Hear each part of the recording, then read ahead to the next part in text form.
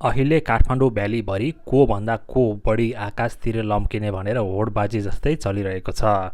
Hotel, apartment, business complex, view tower आदि इत्यादिको गन्तव्य नै आकाशतिर गइरहँदा यही क्रममा हामी काठमाडौँको कमलादीमा पनि फलामे फलामको एक्जो स्केलेटन भएको एउटा अद्भुत स्ट्रक्चर देख्न सक्छौँ।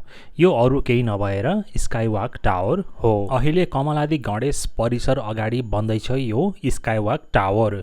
Sky is no more higher भन्ने नाराका साथ परियोजना अघि बढिरहेको छ। प्रोजेक्ट 23 रोपनी क्षेत्रफलमा फैलिएको छ।